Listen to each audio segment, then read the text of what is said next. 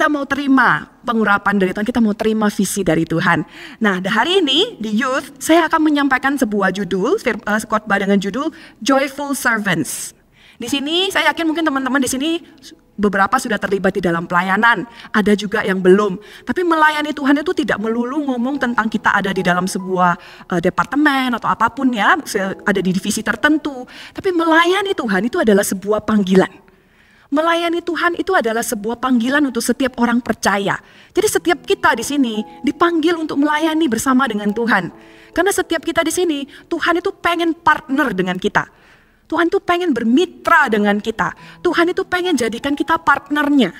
Wah, bayangkan Tuhan yang sehebat itu, Tuhan yang bisa segalanya, kenapa butuh kita? Kita bukan siapa-siapa. Kemarin saya bilang sama adik-adik Tin, ingat satu hal, kita ini cupu gitu ya. Tanpa Tuhan kita ini cupu. Mau kita sudah melayani di bidang manapun, kita sudah melayani, kenal Tuhan berapa lama, hari ini kita jadi pemimpin. Ingat satu hal, bahwa kita ini bukan siapa-siapa. Tapi Tuhan mau pakai kita. Hanya karena Tuhan itu pengen bermitra, pengen pakai hidup kita. Makanya kita dijadikan partnernya Tuhan untuk melayani Tuhan bersama-sama. Jadi itu adalah sebuah panggilan. Itu adalah sebuah panggilan yang mulia di dalam hidup kita. Tapi ketika kita melayani, kita juga mau belajar bagaimana kita melayani dengan sikap hati yang benar, bagaimana kita menjadi pelayan Tuhan, kita menjadi servants yang kita melayani dengan sukacita. Karena kita pengen melayani sampai akhir hidup kita, amin? Siapa yang pengen melayani cuma sampai usia youth aja, nanti ke Pro-M, udahlah gak usah melayani, nanti ke family, udahlah gak usah melayani. Kalau di dalam gereja kita, saya kasih tahu, tidak ada namanya batas usia melayani. Bahkan sampai senior pun, ya, saya tidak tahu apa di sini ada, udah ada senior, sudah ada ya. Nah, di senior ketika saya di Surabaya, saya pernah pelayanan di ibadah senior, jadi greeter gitu ya. Waktu itu saya mimpin games buat opa-oma. Oh, mereka semangat banget main games. Mereka lebih semangat daripada kita pas main games, nggak mau kalah. Ya. Pokoknya semua harus menang, pengen banget dapat hadiah gitu.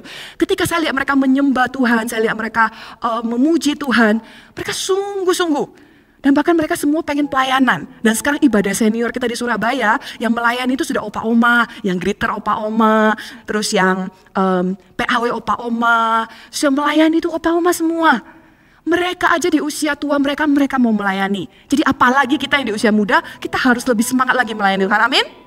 Ya, kita buka sama-sama di Markus. Di Markus pasal 6. Kita mau belajar dari siapa? Kita mau belajar dari teladan itu sendiri, yaitu Yesus.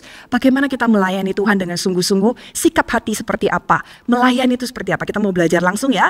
Di Markus 6 ayat 30 sampai ayat 44. Saya bacakan dulu ya di Markus 6 ayat 30. Judul perikopnya itu adalah Yesus memberi makan 5.000 orang. Kemudian rasul-rasul itu kembali berkumpul dengan Yesus dan memberitahukan kepadanya semua yang mereka kerjakan dan ajarkan. Lalu ia berkata kepada mereka, marilah ke tempat yang sunyi supaya kita sendirian dan beristirahatlah seketika.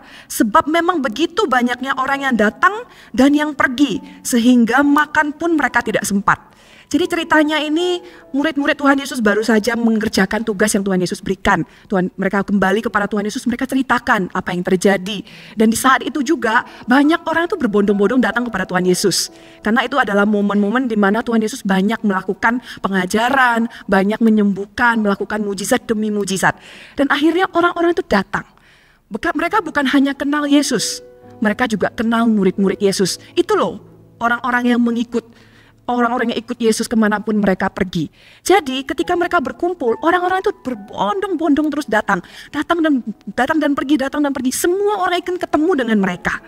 Di sini saya sadar satu hal, bahwa ketika kita melayani Tuhan, ketika kita jadi seorang pelayan Tuhan, ada pengurapan di dalam diri kita. Katakan pengurapan.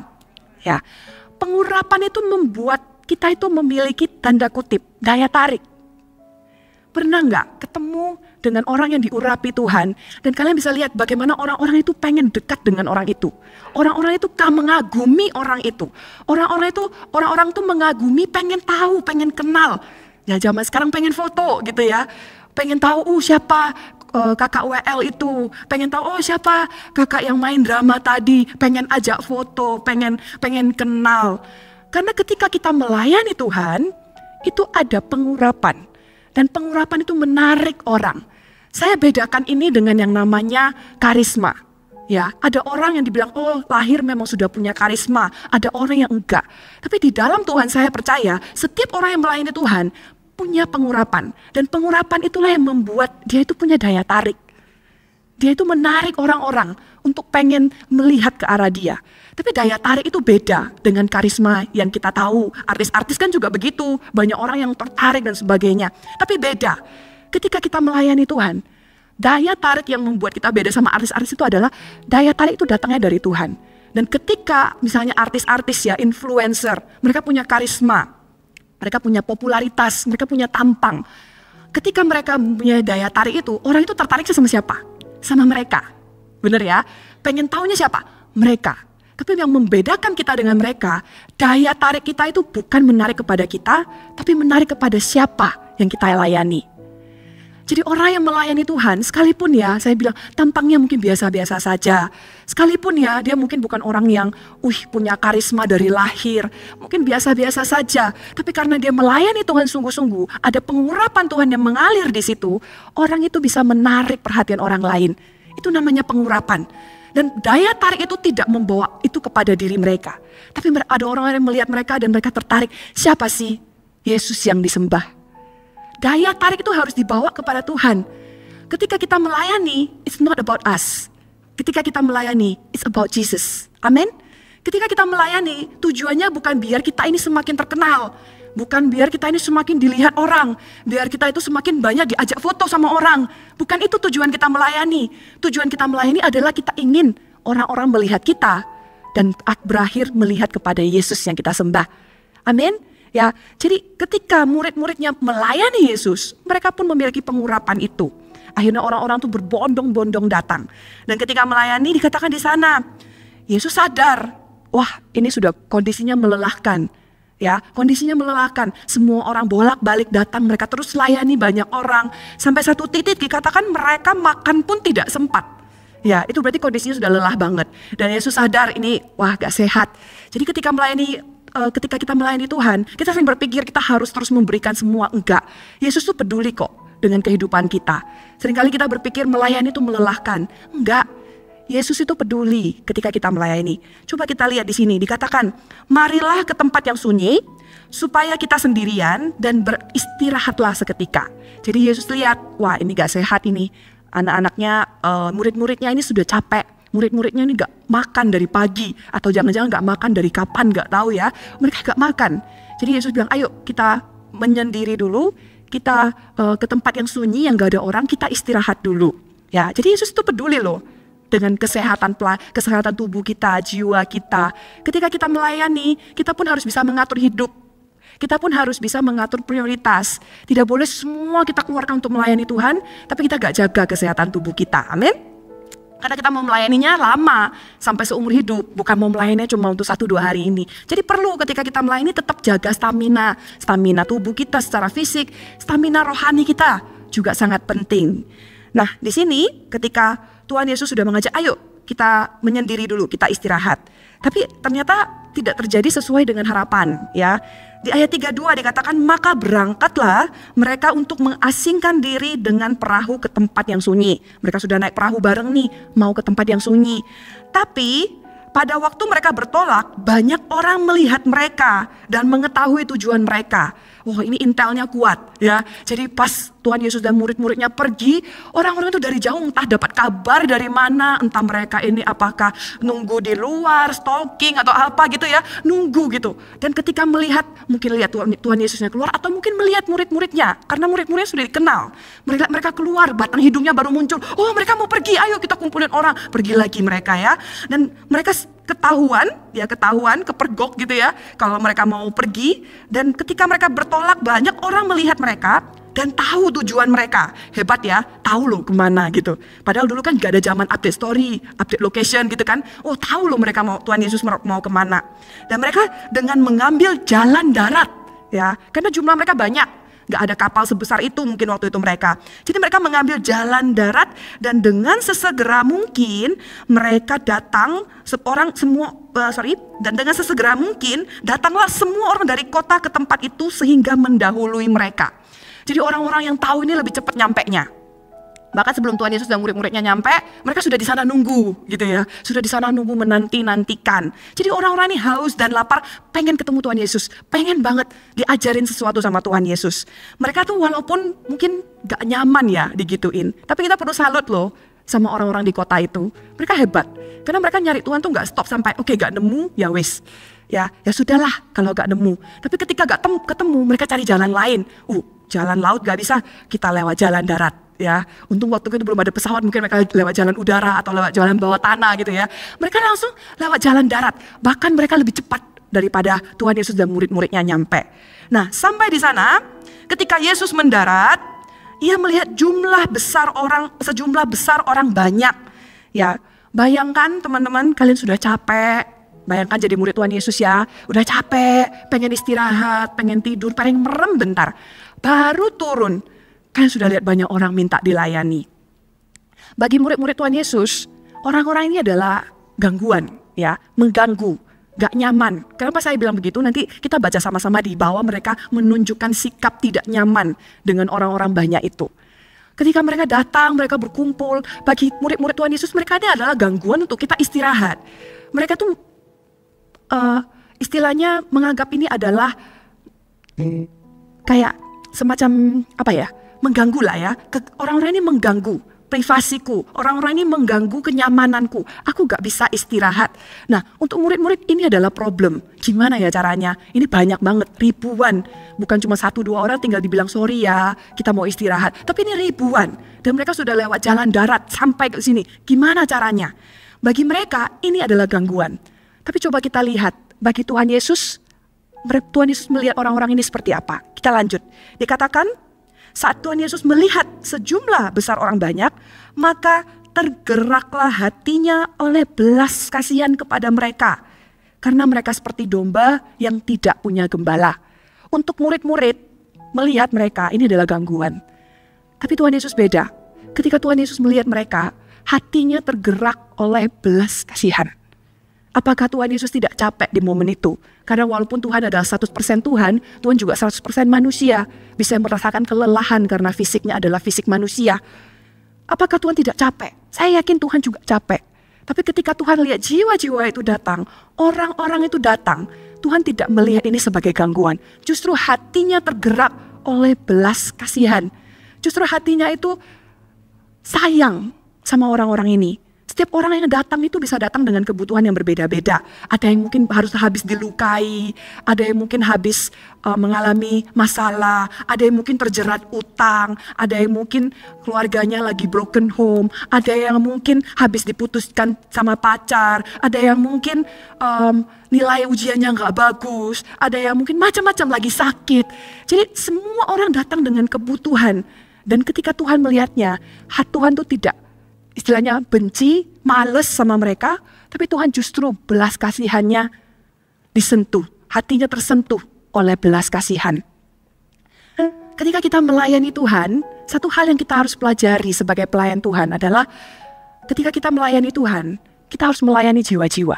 Di sini Tuhan mengajarkan kepada murid-muridnya, melayani ini bukan tentang seberapa banyak yang sudah kamu kerjakan, job desk yang ada. Melayani ini ngomong tentang apakah kebutuhan orang itu dilayani. Kebutuhan orang itu terpenuhi. Hari ini melayani jiwa-jiwa itu adalah kerinduan hati Tuhan.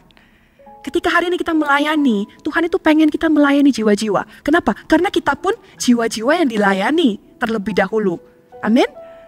Hari ini kita duduk di tempat ini. Dulu ketika pertama kali kita tahu tentang kasih Tuhan, kita bertobat, masih ingat gak momen itu? Bukankah momen itu juga adalah hasil dari dimana ada orang-orang yang melayani kita terlebih dahulu? Ketika tadi kita menyembah Tuhan, memuji Tuhan, bahkan ketika sekarang teman-teman duduk di kursi yang tersusun rapi ini tidak tiba-tiba masuk langsung tersusun begini. Ada orang yang menatanya, diukur persenti, geser dikit, miring dikit, digeser lagi, miring digeser lagi. Mereka ngecek kursinya empuk apa enggak, ada yang rusak apa enggak.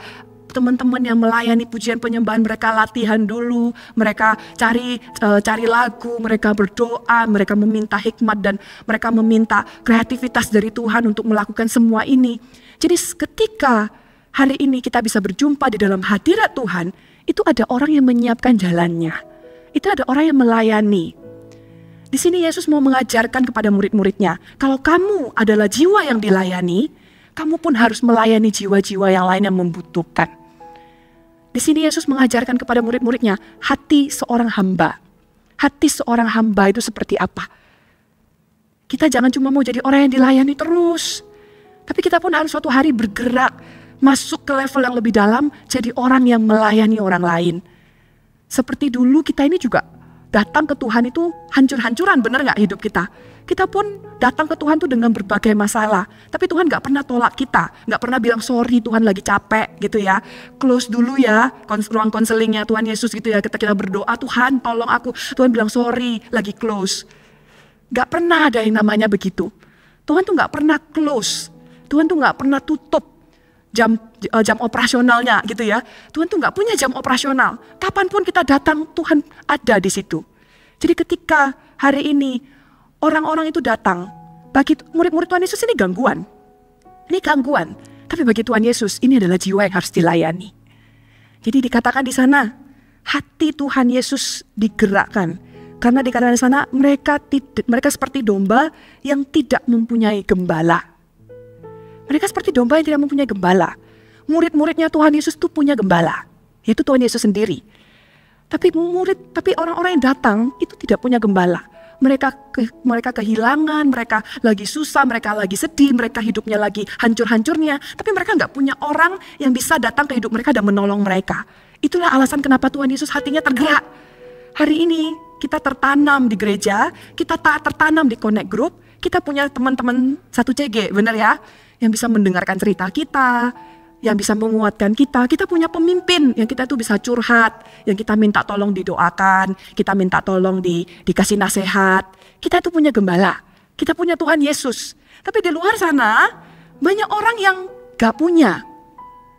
Hari ini yang kita anggap biasa, pemimpin yang mendengarkan ceritaku, Yesus yang ada ketika aku berdoa, aku ada masalah, aku datang berdoa, aku datang menyembah, Tuhan memulihkan hatiku. Ada orang-orang yang secara tanpa jemu-jemu, hanya aku tidak berikan mereka apa-apa, mereka dengan ikhlasnya melayani aku. Sometimes we take it for granted.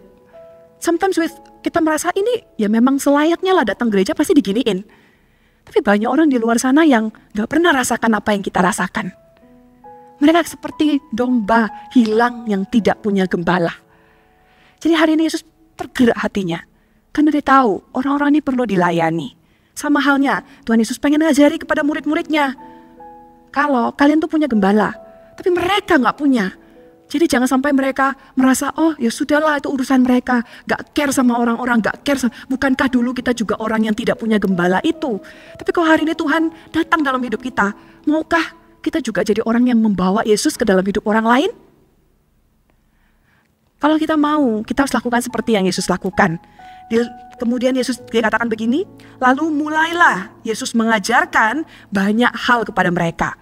Karena Yesus tahu mereka orang-orang yang membutuhkan. Yesus duduk, gak peduli secapek apapun, Yesus ngajarin banyak hal. Yesus menjawab setiap pertanyaan mereka. Yesus mengobati luka-luka mereka. Yesus memberikan mereka perhatian. Kadang orang yang butuh dilayani itu, sebenarnya mereka cuma butuh apa? Perhatian. Mereka cuma butuh apa? Kita luangkan sebentar aja waktu kita untuk memberikan mereka perhatian. Mereka cuma butuh itu sebenarnya. Di sana ada ribuan orang. Gak mungkin Yesus konseling satu-satu. Mungkin cerita ini sudah sampai buku terakhir gitu ya, belum selesai gitu ya. Masih tetap Yesus memberi makan 5.000 orang. Hari ini nomor 3.512 misalnya kayak gitu. Mungkin belum selesai. Tapi Yesus hanya memberikan waktunya di situ, mengajarkan mungkin secara general semua. Tapi Roh Kudus itu bisa berbicara spesifik ke setiap orang. Sama halnya hari ini, firman itu disampaikan kan secara keseluruhan. Tapi di setiap hati masing-masing, ada Roh Kudus yang akan menerjemahkannya sesuai kebutuhan masing-masing. Di saat itu Tuhan melayani semua. Tuhan melakukannya. Nah, kemudian apa yang terjadi? Pada waktu hari sudah malam, datanglah murid-muridnya kepadanya dan berkata, tempat ini sunyi dan hari sudah malam. Suruhlah mereka pergi supaya mereka dapat membeli makanan di desa-desa dan di kampung-kampung di sekitar ini. Murid Tuhan Yesus mulai berpikir, wah ini sudah jam segini. Mereka belum makan, jalan perjalanan jauh. Di sini tempat ini kita ini sepi. Kan mereka menyendiri kan ke tempat yang sunyi. Di sini nggak ada toko yang buka, nggak ada makanan. Gimana dong ini? Nanti kalau mereka kelaparan, kita harus bertanggung jawab atas mereka. Nah, mindsetnya murid-murid Tuhan Yesus ini adalah gimana kalau ketemu problem, mereka tuh gimana aku harus menggeser problem ini. Gimana aku harus avoid, gimana aku harus bisa menghindari problem itu. Makanya mereka ngomong sama Tuhan Yesus, suruh mereka pulang aja, sudah malam. Suruh mereka pulang, suruh mereka cari makan, biar mereka nggak sakit. Apakah salah? Menurut saya enggak sih. Ya, karena mereka juga nggak mau kan nanti semua orang ini sakit. Tapi cara berpikir mereka hanya sebatas sampai gimana biar ya sudah masalah sekarang kita bisa pulangkan mereka, kita bisa istirahat. Yang mereka pikirkan itu cuma sampai sejauh itu. Tapi apa yang Tuhan Yesus katakan kepada mereka? Kita lihat ya.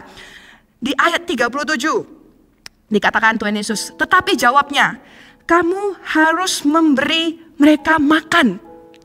Wah, jadi murid Tuhan Yesus waktu itu mungkin mikir, gimana caranya kasih mereka makan? Kita aja belum makan gitu kan. Kita aja kelaparan. Gimana kasih mereka makan? Ini sekarang problem 5.000 orang. Dan 5.000 orang itu laki-laki doang yang dihitung. Belum sama wanita, belum sama kalau ada anak-anak orang tua dibawa. Ribuan orang kita 12, 13 aja makan ini belum ada. Gimana cara kita memberi makan ribuan orang? Tapi Yesus berkata kepada mereka, kamu harus memberi mereka makan. Ketika menghadapi yang namanya problem, ketika menghadapi yang namanya masalah, ketika menghadapi namanya ketika kita melayani orang-orang, pasti akan ada tantangan demi tantangan. Cara berpikir murid-muridnya adalah gimana kita kabur dari masalah ini, gimana kita avoid dari masalah ini, biar kita tidak perlu terjerat di dalam masalah ini. Tapi apa yang Tuhan Yesus pikirkan? Cara berpikirnya Tuhan Yesus bukan gimana untuk menggeserkan masalah ini, tapi gimana untuk menjawab kebutuhan.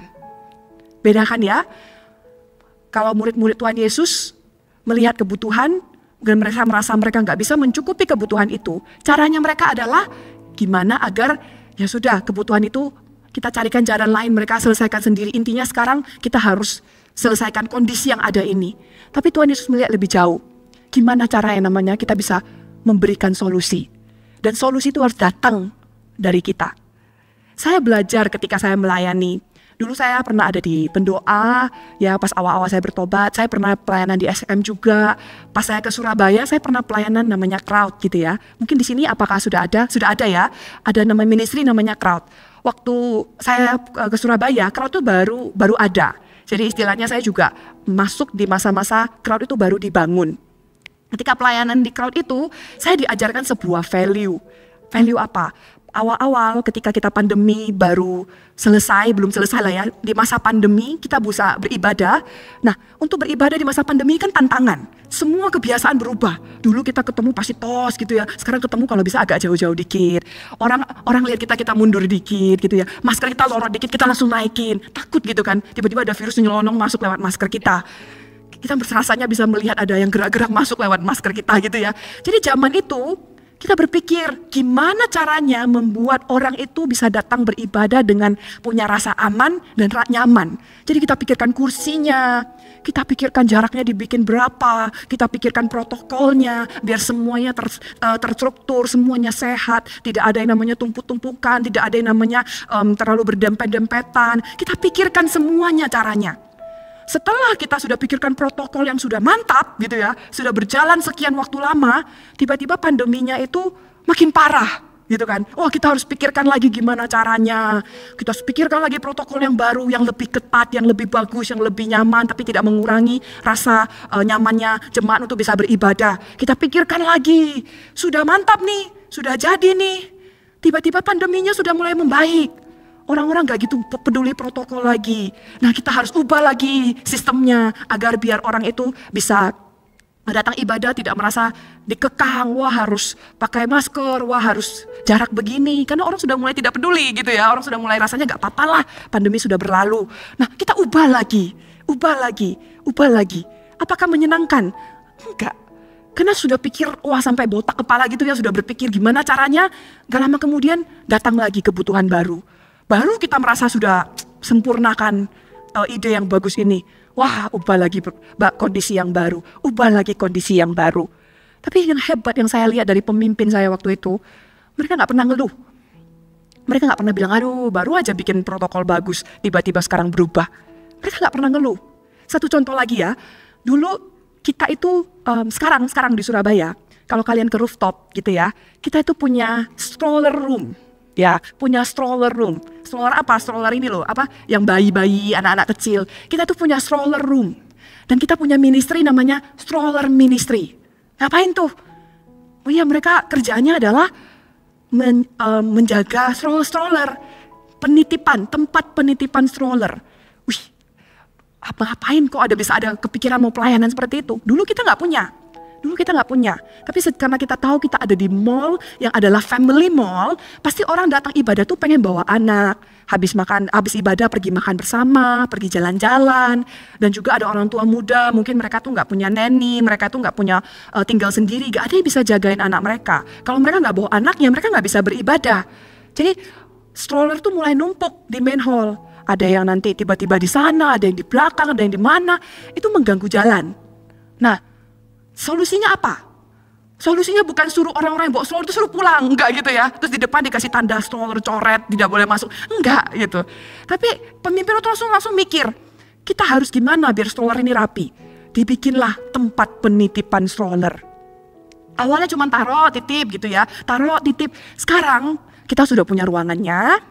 Kita punya sistemnya, jadi sistemnya tuh di aplikasi. Teman-teman buka aplikasi, kan di sini belum ada yang bawa stroller kan, ya masih muda-muda kan. Tapi nanti kalau suatu hari kalian bawa stroller gitu ya, mungkin iseng-iseng lihat, gitu. Kita ada aplikasi yang gambarnya stroller ditekan, di situ kita bisa ambil nomor antrian stroller. Nanti nomor antrian strollernya itu kita pakai untuk ditukar, nanti strollernya dijaga. Terus kita ada rak stroller. Setahu saya raknya itu bisa naik turun sendiri. Setahu saya ya. Waktu itu mimpinya begitu, tapi saya lupa apakah terrealisasi mimpinya begitu atau manual naik turunnya, nggak tahu ya. Nah, sekarang ada raknya, ada ruangannya, ada sistemnya, ada pelayan Tuhannya. Kalau waktu itu kita punya mindset yang, aduh ini problem nih, orang-orang datang ke sini bawa stroller, problem buat kita. Kalau kita cuma mikir itu problem, kita suruh pulang. Kita kasih peraturan dilarang bawa anak. Gitu. Dilarang bawa anak-anak disuruh semua ke Eagle Kids. Tapi anak-anak masih kecil. Ke Eagle Kids kadang mereka nangis-nangis dari orang tua. Ada yang masih baby gitu kan. Nah mungkin kan baby dibiarkan di situ gitu. Ada yang masih menempel sama orang tua. Kita gak bisa menolak. Tapi waktu itu pemimpin saya ajarkan saya satu value. Kalau kita ada di sebuah ministry, kita harus berpikir gimana kita bisa memberi solusi. Kita harus selalu punya value, how can I add value in the ministry? Dan value itu bukan hanya di ministry aja. Ketika saya diajarkan value ini, saya cukup terberkati ya. Saya kebuka pikiran saya. Karena saya termasuk orang yang gak suka banyak perubahan. Kalau saya sudah tentukan begini ya enak beginilah, jalan begini aja. Tapi waktu pelayanan di crowd itu saya berubah terus peraturannya, berubah terus nanti kebutuhan hari ini minggu depan berubah lagi kebutuhannya.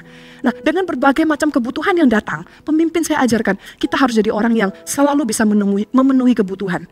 Kita harus jadi orang yang solutif, bukan jadi orang yang cuma kritik, jadi orang yang cuma ngomongin, cuma jelek-jelekin, jadi orang yang mengeluh. Buat apa? Kita pikirkan solusi.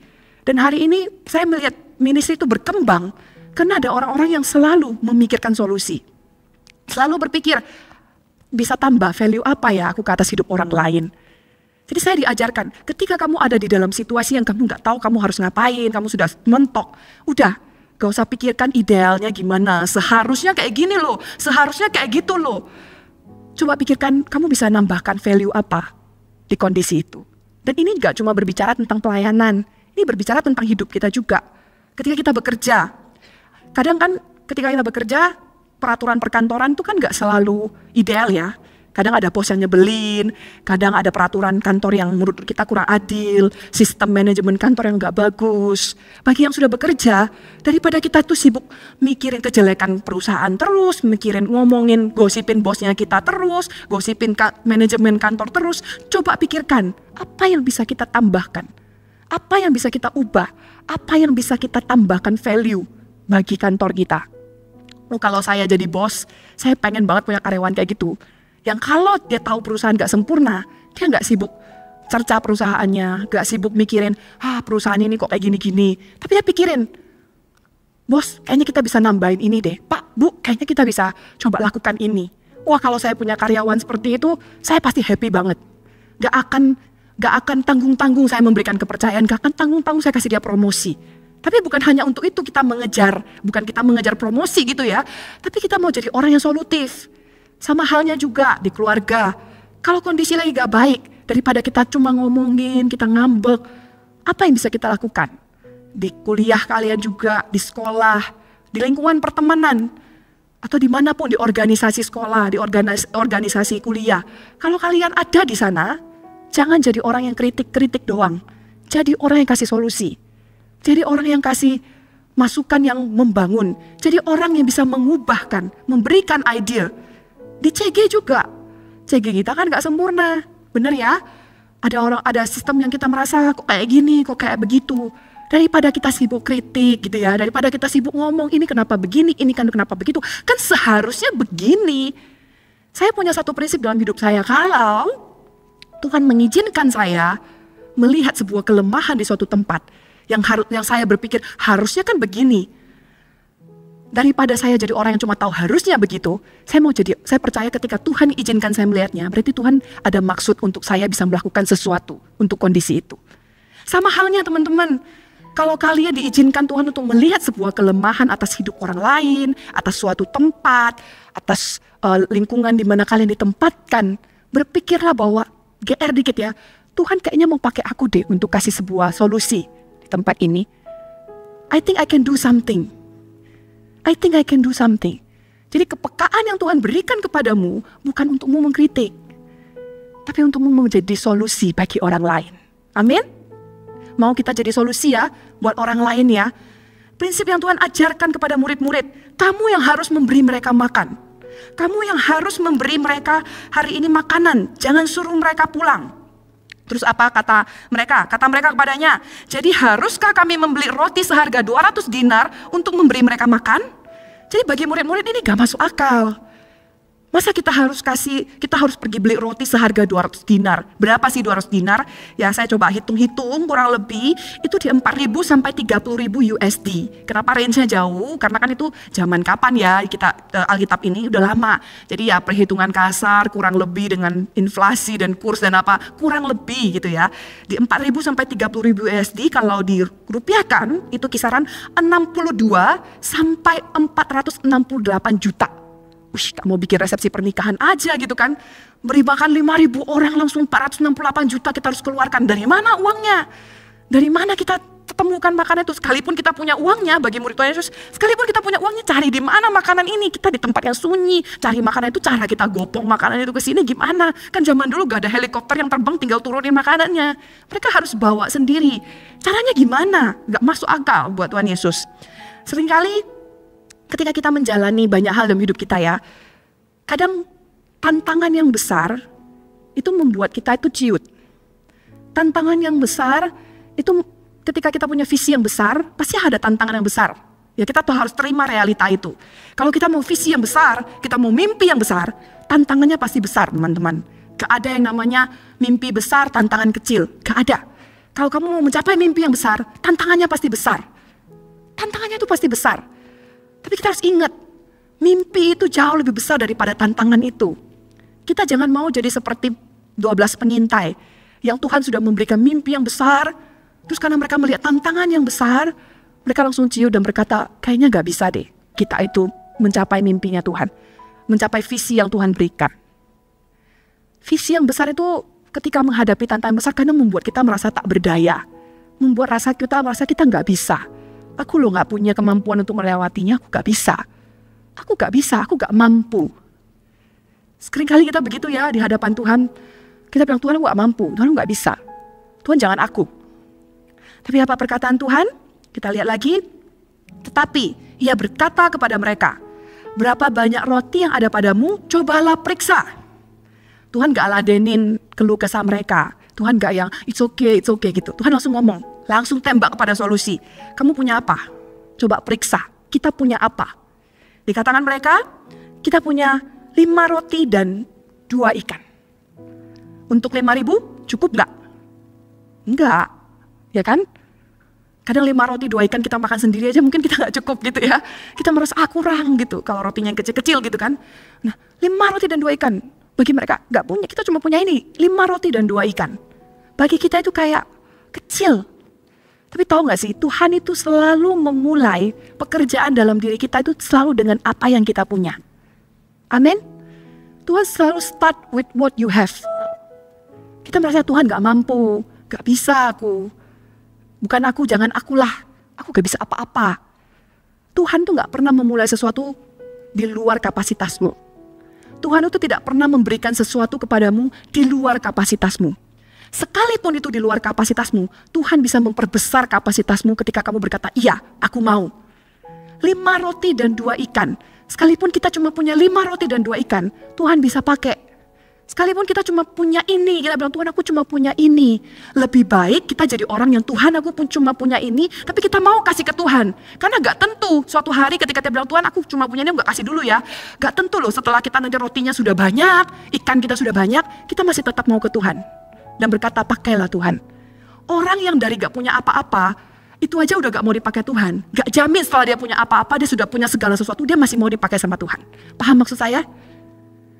Sebelum kita punya apa-apa aja kita gak mau kasih ke Tuhan. Kalau tunggu kita punya segalanya, gak tentu kita mau kasih ke Tuhan juga. Makanya dikatakan dalam firman Tuhan, orang kaya itu biasanya sulit masuk kerajaan sorga. Tapi bukan berarti semua orang kaya gak bisa, enggak ya. Tapi kenapa susah? Karena mereka sudah punya segalanya. Kita merasa tunggu kita punya dululah. Tunggu aku punya waktu dululah aku baru melayani Tuhan. Tunggu aku punya aku bisa dululah baru aku melayani Tuhan. Tunggu aku layak dululah baru aku melayani Tuhan. Tunggu sampai kapan gitu ya? Tunggu sampai kapan? Standar manusia itu naik terus. Habis kamu merasa kamu punya ini, kamu pengen ini lagi. Sampai kapan batasmu dan kamu berkata, iya Tuhan pakai aku. Tuhan iya aku mau melayani. Kalau bukan sekarang. Kalau sekarang dengan dikit aja kamu gak mau. Tunggu punya banyak, yakin mau. Yakin akan berkata, oke sekarang Tuhan ini waktunya. Saya gak yakin. Ya, karena dengan yang kita punya sekarang aja kita ragu-ragu. Kasih kepada Tuhan. Di sini Tuhan ajarkan kepada murid-muridnya, kamu punya apa? Keluarkan. Ya, aku punya 5 roti dan 2 ikan. Maka apa yang dilakukan Yesus? Maka lalu ia menyuruh orang-orang itu, di ayat 39, lalu ia menyuruh orang-orang itu supaya semua duduk berkelompok-kelompok di atas rumput hijau. Ya, Tuhan suruh mereka duduk, bikinlah kelompok-kelompok. Dan maka duduklah mereka berkelompok-kelompok, ada yang 100, ada yang 50 orang. Kalau kita lihat kenapa ya harus didudukin berkelompok? Tuhan Yesus itu rapi ya, cara kerja Tuhan itu rapi. Tuhan tuh gak pernah chaos, Tuhan tuh teliti orangnya. Tuhan tuh teliti dan rapi. Jadi ketika Tuhan diserahkan 5 roti dan 2 ikan, Tuhan itu ngajarin mereka, kamu kumpulin 50, 100, 150 kayak gitu. Kenapa? Biar gak chaos. Bayangkan orang lagi lapar, tiba-tiba di depanmu ditaruh makanan, diserbu, habis. Kayak rebutan sembako gitu kan.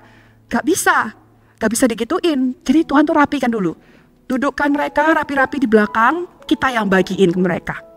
Ini ngajarin kita apa? Tuhan itu ketika memakai hidup kita, Tuhan itu ketika memberikan kepada hidup kita kemampuan, Tuhan bukan hanya memberikan kepercayaan, tapi Tuhan mengajari kita cara mengelolanya. Ya, seringkali kita berpikir, oke aku kasih kepada Tuhan, terus nanti gimana Tuhan? Bisa nggak nanti gini-gini? Kita mikirin dulu, sulitnya gimana?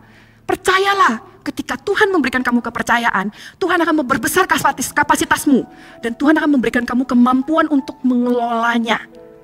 Karena Tuhan itu rapi, Tuhan itu punya hikmat-hikmat yang kita tidak punya. Jadi ketika kamu diberikan kepercayaan, Tuhan bukan hanya berikan kepercayaan, Tuhan berikan kapasitas dan hikmat untuk mengelolanya. Tuhan ajarin kamu gimana kelola berkatmu, Tuhan ajarin kamu gimana kelola kehidupanmu. Jadi orang yang bilang, aku gak bisa kelola kehidupanku, sekarang masih kacau balau, aku gak mau melayani Tuhan dulu. Justru dengan melayani Tuhan, kamu bertumbuh. Dan dengan pertumbuhanmu, kamu jadi semakin ngerti gimana cara kelola hidupmu. Paham maksud saya? Bisa ngikutin ya? Kalau kita nggak pernah mau serahkan kepada Tuhan, kita selalu merasa tunggu semua membaik dulu. Percayalah sama saya, kita tidak akan pernah bisa membaik tanpa bantuan Tuhan. Selalu segala sesuatu terasa di luar kapasitas kita. Kalau kita tidak pernah mau sepenuhnya percaya kepada Tuhan. Kayak orang sakit, kan gak ada orang sakit yang ngomong, tunggu aku membaik dulu, aku baru ke dokter. Ngapain bayar uang itu kalau sudah membaik? Ya kan? Kita ke dokter pas kita tahu kita sudah di dalam kondisi yang kita tidak bisa sembuhkan sendiri dengan obat, makanya kita ke dokter. Ngapain ke dokter kalau sudah tahu bisa membaik? Sama halnya, kalau kita tahu kita nggak bisa, Datang ke Tuhan. Jangan tunggu sudah bisa baru datang ke Tuhan. Ngapain kalau kayak gitu? Mau pamer ke Tuhan, Tuhan aku bisa loh. Apa yang bisa kita pamerkan kepada Tuhan, iya kan? Nah, kita lanjut lagi. Dikatakan di sana, setelah dikumpulkan, dibagi 50-100 orang, dan setelah ia mengambil 5 roti dan 2 ikan itu, ia menengadah ke langit dan mengucap berkat. Ya, ia menengadah ke langit dan mengucap berkat, lalu memecah-mecahkan roti itu dan memberikannya kepada murid-muridnya, supaya dibagikan kepada orang-orang itu. Begitu juga kedua ikan itu dibagi-bagikannya kepada semua mereka. Dan dikatakan di ayat 42, dan mereka semuanya makan sampai kenyang. Makan sampai kenyang. Saya bayangkan, waktu saya baca ayat ini, saya bayangkan saya jadi muridnya ya. Kalau saya boleh pilih, ini kan misalnya di sini tempat pembagian, pemecahan roti, terus teman-teman kumpul ini 100, ini 50, ini 50 gitu ya. Terus murid-muridnya itu berjejer, kita iderin makanannya. Saya bayangkan saya kalau jadi murid-muridnya, kalau saya boleh pilih, saya pengen yang di sini. Kenapa? Saya penasaran, itu roti itu gimana? Dari 5 bisa dimakan 5.000. Pas Tuhan Yesus memecahkannya itu, apa yang terjadi? Saya penasaran gitu ya. Apakah setelah dikopek gini satu, dia tumbuh lagi satu, atau gimana? Saya penasaran gitu ya. Saya karena saya agak visual orangnya, saya penasaran apa yang terjadi ya. Ikan itu apakah ekornya setelah dicabut muncul lagi ekornya atau gimana konsepnya gitu ya? Atau mungkin ya bagi orang yang di sini kan kayak, wih kalau saya bisa di sini, Tuhan Yesus di sebelah saya ngintip dulu. Itu apa yang terjadi sih gitu? Penasaran. Oh itu. Kalau saya bisa menyaksikan, saya jadi orang yang menyaksikan keajaiban dunia, gitu kan. Nah, saya pengen jadi murid-murid Tuhan Yesus yang dekat di situ, yang bisa lihat. Tapi saya pikir, kayaknya asik juga ya kalau jadi murid Tuhan Yesus yang di tengah-tengah jemaat, gitu ya, di tengah-tengah orang yang membutuhkan. Bayangkan, makanan itu dioper ke mereka. Mereka sudah oper. Datang lagi, oper lagi. Terus mereka bingung, lah ini kok gak habis-habis? Ini kok gak habis-habis? Ini kok gak habis-habis? Kayak overflow gitu ya, kok gak habis-habis? Kayak all you can eat. All you can eat roti dan ikan gitu, kok gak habis-habis? Udah dipecahkan, dikasih. Loh, kita gak bayar loh, ini kok bisa kayak gini terus gitu kan? Oh, makan sampai kenyang. Dan saya bayangkan saya jadi murid-murid yang membagikan makanan itu. Selain saya kaget ini kok gak habis-habis, apa yang terjadi di depan sana. Saya melihat orang-orang yang makan, terus mereka makan sampai kenyang. Makan sampai food coma mungkin gitu ya. Makan sampai, tahu gak sih kalian pernah ngerasain gak sih? Makan sampai kenyang buta gitu loh. Kayak sampai lihat makanan itu, gak bisa lagi. Ya makan daging sampai kenyang buta, sampai food coma gitu ya. Bayangkan saya jadi orang yang melihat itu, saya mungkin gak akan pernah bisa melupakannya. Dari orang yang lapar, lemas, dikasih makan 5 roti 2 ikan, makan terus makan, mereka sampai ngomong, udah cukup, aku sudah kenyang. Orang yang kenyang kan happy gitu ya, senyum gitu. Saya kalau jadi orang murid Tuhan Yesus yang membagikan di tengah-tengah itu, mungkin itu akan jadi momen yang gak bisa dilupakan juga.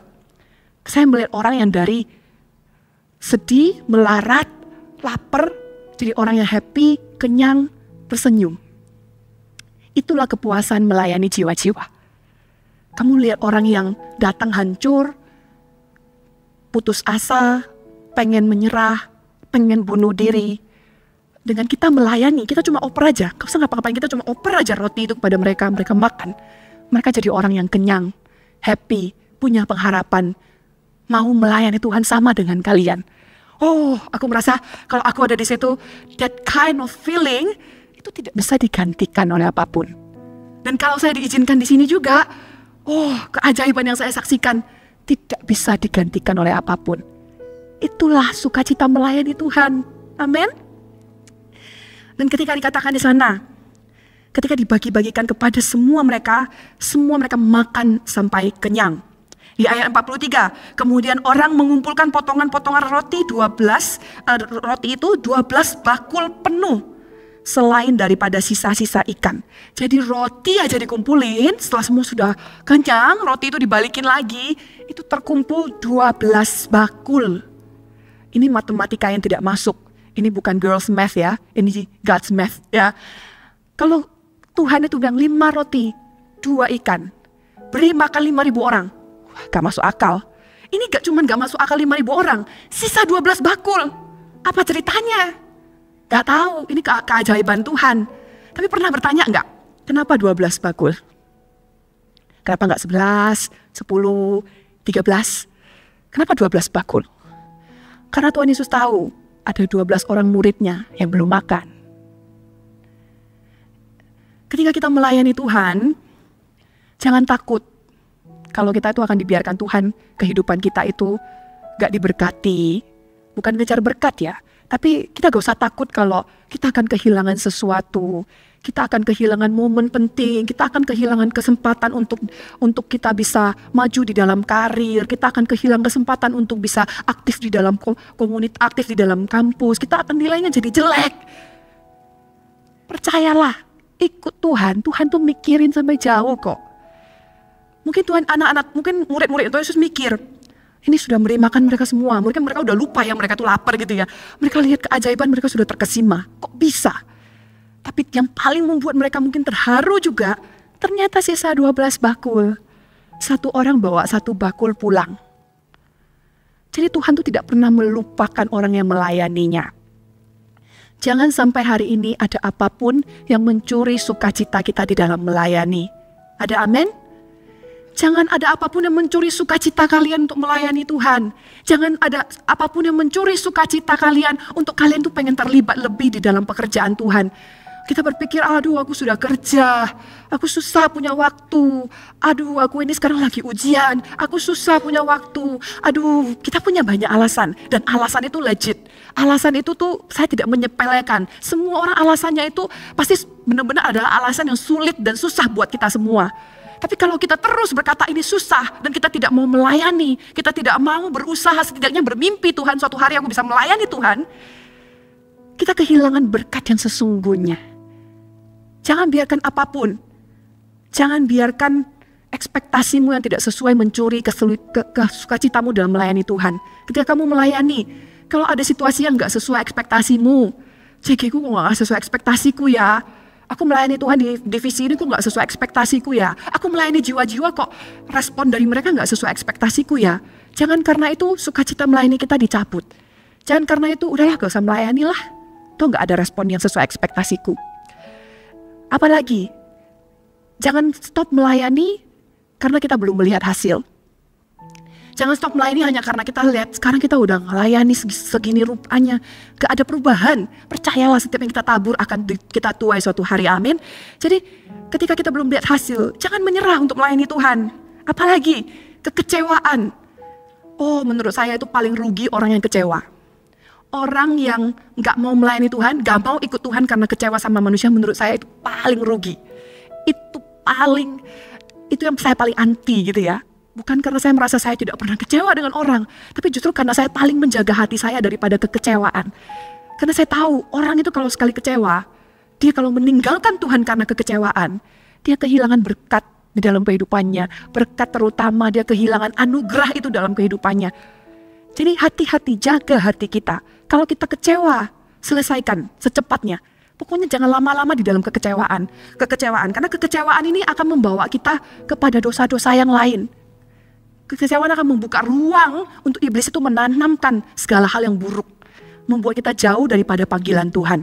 Jadi jangan pernah biarkan kekecewaan mencuri sukacita kita melayani. Dan yang terakhir, masalah hidup. Apapun masalah hidup yang kita alami, jangan biarkan itu mencuri sukacita kita. Saya tutup khotbah hari ini dengan satu cerita, ya. Saya cerita sedikit. Saya punya saya hari ini di Surabaya sebagai seorang team leader. Saya punya seorang coach.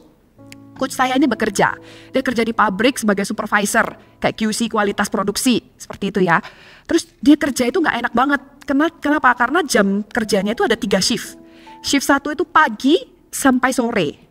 Nah masih normal lah ya, tapi paginya bukan jam 9 loh, paginya jam 6. Pagi sampai sore, dia pulang kerja, tapi kalau perlu lembur, dia harus lembur sampai malam. Itu pagi sampai sore. Terus ada shift kedua, yaitu malam sampai tengah malam.